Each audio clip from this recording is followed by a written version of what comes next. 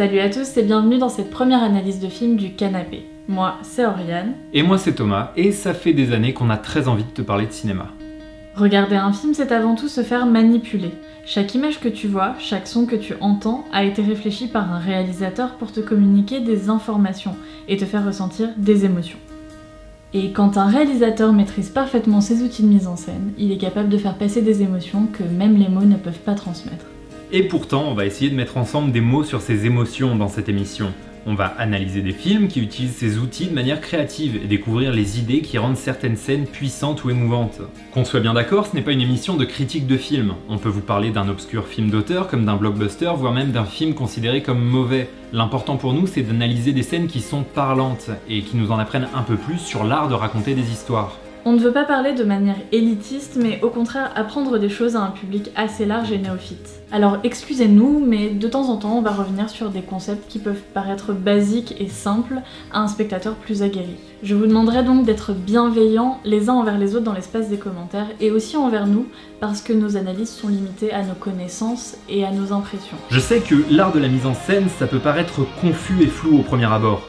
A priori, on pourrait penser que si une scène est triste par exemple, c'est à cause de ce qui se passe dans le film, de l'histoire. Mais en réalité, le scénario ne donne que des indices sur les émotions d'une scène, et c'est la manière de filmer cette scène qui va rendre ces émotions concrètes. Imagine, tu es un réalisateur en train de tourner ton prochain film. À un moment dans ton scénario se trouve la scène suivante. Un chien meurt. Comment la mets-tu en scène? Où places-tu la caméra et quelles émotions essaies-tu d'évoquer? Tu pourrais me répondre que... Et pourtant, si des morts de chiens tristes sont légion au cinéma, comme dans Je suis une légende, qui se concentre sur le visage et les larmes par exemple, la mort d'un chien peut aussi faire peur, comme dans Funny Games, qui se concentre lui sur le tueur au premier plan. Ou mettre mal à l'aise, comme dans The Lobster, qui filme la situation de manière froide et distante. Bien évidemment, les scénarios de ces films sont différents, et donc on pourrait se dire que la manière de filmer les scènes n'a que peu d'impact sur les émotions provoquées. Nous allons donc prendre un exemple un petit peu plus parlant, et pour ça, quoi de mieux que de trouver une scène réalisée deux fois de deux manières différentes. Dans Spring Breaker, il y a une scène où trois filles braquent un restaurant.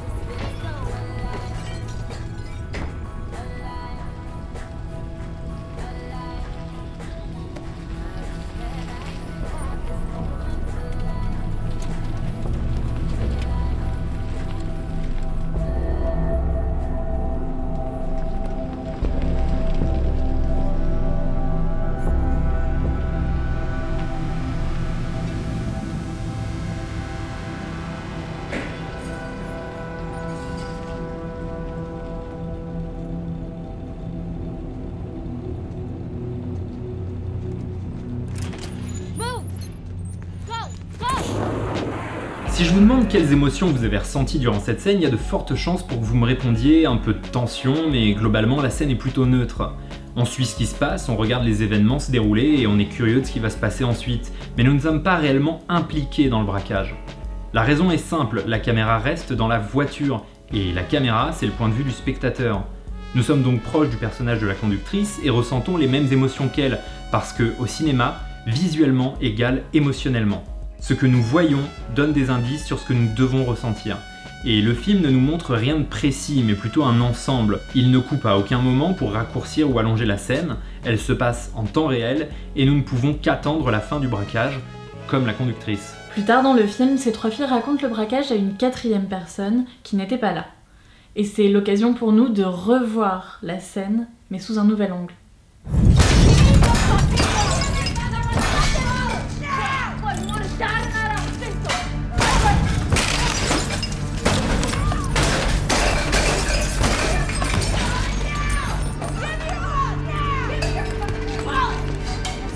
Maintenant, nous avons un nouveau point de vue, celui de Faith, qui est plus ou moins la voix de la raison dans ce film. Quand on lui raconte l'histoire, elle se rend compte du danger et de la violence qu'implique ce braquage, et donc nous le voyons filmer de manière beaucoup plus brutale. La caméra bouge énormément, les coups de marteau sont extrêmement brusques, et les coupures au montage sont beaucoup plus récurrentes et désordonnées.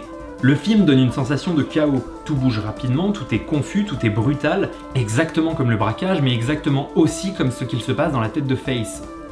On ressent son angoisse, sa peur et sa confusion face à cette situation, et on se rend compte par la même occasion que la première fois que nous avons assisté au braquage, on l'a pris à la légère, on l'a regardé de manière inconséquente, parce que le film nous avait manipulés pour qu'on se sente comme la conductrice. Elle ne se rendait pas compte de la gravité de la situation, et donc, nous non plus.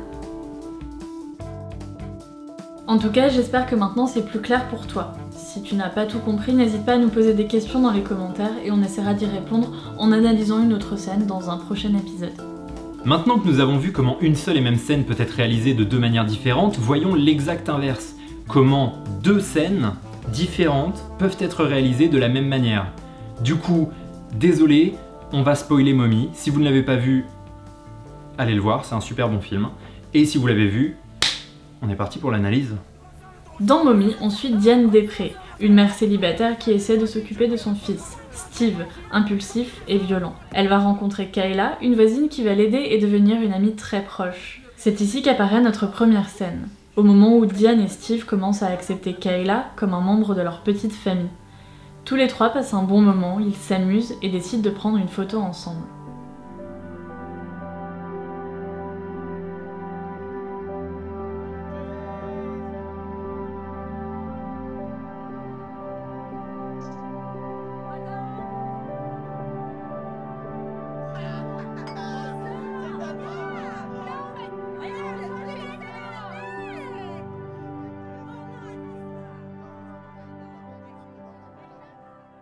C'est une scène simple et un moment de joie et de grâce qui semble s'étirer grâce au ralenti, comme si ce bonheur allait durer éternellement. Et puis, un peu plus tard dans le film, Steve, qui pense être un fardeau pour sa mère, fait une tentative de suicide.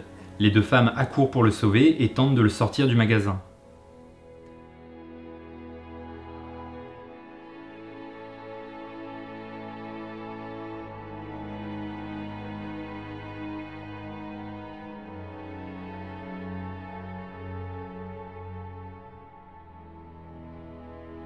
Ce qui est intéressant, c'est que ces deux scènes se ressemblent beaucoup. Elles sont filmées de la même manière, comme si elles se répondaient.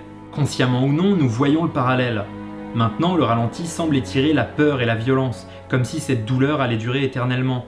Et la scène est d'autant plus triste que ce parallèle nous force à nous rappeler qu'à un moment, ces personnages étaient heureux.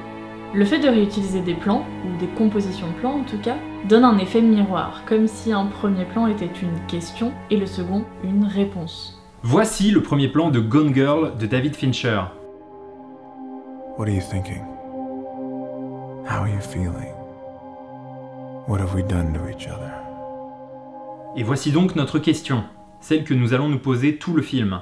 Qu'y a-t-il dans la tête de cette femme? Puis le film commence et nous suivons son histoire jusqu'à arriver au tout dernier plan du film. Ce plan fait office de réponse au premier.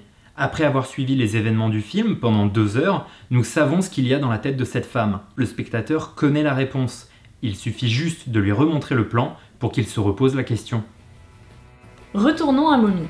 Alors que Diane, Steve et Kayla se rapprochent et que la situation s'améliore, un vent de liberté souffle sur le film. L'avenir de ces personnages qui paraissaient alors sombres et nuageux semble enfin se dégager. Et voici notre scène.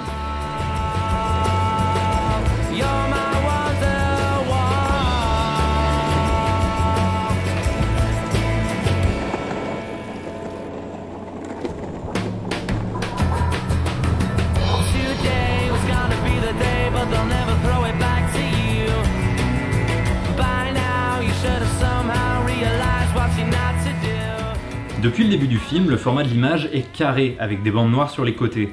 Les plans sont presque claustrophobiques, quand on filme quelqu'un on ne voit que rarement ce qui l'entoure. Nos personnages sont seuls, impuissants et enfermés par leurs problèmes comme ils sont enfermés par le cadre. En ouvrant le cadre ainsi, de manière si franche et explosive, on les laisse soudainement respirer. Enfin, ils sont libérés de leurs peurs, de leurs problèmes, de leurs angoisses et ils peuvent s'ouvrir à la vie et au monde qui les entoure. Et puis, quand un huissier vient apporter la mauvaise nouvelle d'un procès contre Steve, voici ce qui se passe.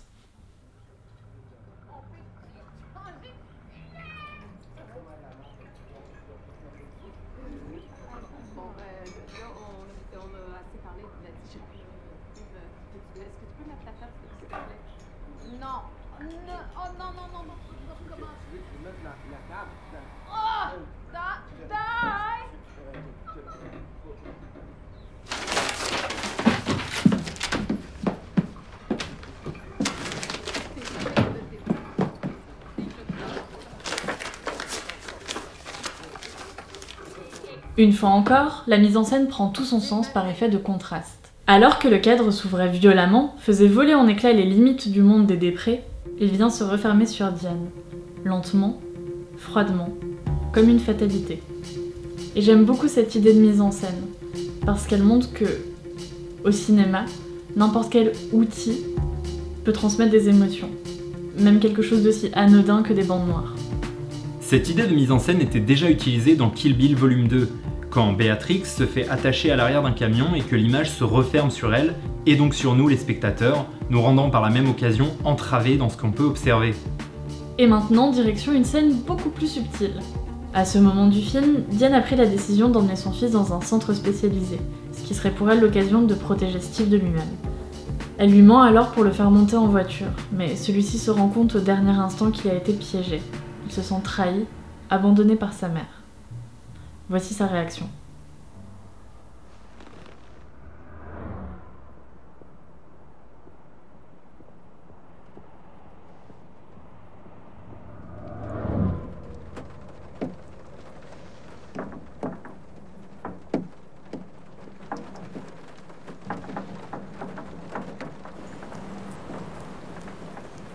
Ce plan. Juste ce plan et ces gouttes d'eau. De toute évidence, ce n'est ni accidentel ni anodin, et je pense qu'il n'y a pas besoin de s'étendre sur la symbolique. Ces gouttes d'eau sont des larmes métaphoriques. C'est pas juste de la pluie, ce sont des larmes versées par le film lui-même, des larmes sur notre écran de cinéma. Steve n'arrive pas à gérer ses émotions, il répond toujours par la violence et n'arrive pas à pleurer, alors le film le fait pour lui. Une larme qui n'arrive pas à sortir de ses yeux trouve tout de même son chemin sur l'écran, mais pas tout à fait sur son visage. Une idée de mise en scène qui m'évoque ce plan de In Cold Blood, dans lequel la pluie, coulant sur une fenêtre, crée l'ombre d'une larme sur le visage de Blake. Just live there, all alone in that big, empty failure. Et c'est déjà la fin de cette vidéo, merci beaucoup à toi de l'avoir regardé, on espère que ça t'a intéressé et que ça t'en a appris un petit peu plus sur ce que c'est l'art de la mise en scène. Nous ne pouvons que te recommander d'aller regarder les films qu'on a conseillés, dont on a parlé. C'est toujours la partie la plus chiante des vidéos, la partie où tu fais merci à tous d'avoir regardé, ça nous fait très plaisir, on vous aime, vous êtes bientôt 15 000 abonnés sur la chaîne. Non, la vérité c'est que ça fait plaisir de faire des vidéos. Ça fait plaisir de refaire des vidéos sur la chaîne du canapé, ça fait plaisir de parler de cinéma. Et voilà, j'espère qu'en vrai ça vous plaît. Je vous fais des bisous, Oriane vous fait des bisous aussi, elle est derrière la caméra. Je ferai une photo de Oriane derrière la caméra et on la rajoutera au montage. Et puis on vous embrasse et on vous dit à très bientôt, en espérant que le format vous plaise et qu'on puisse faire d'autres analyses de films très bientôt si vous êtes sympa avec nous. Ciao.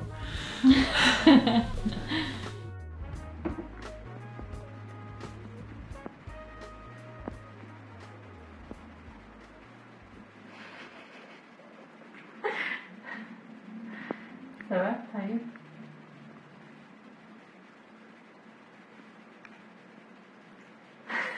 Tu fais une vidéo? Oui.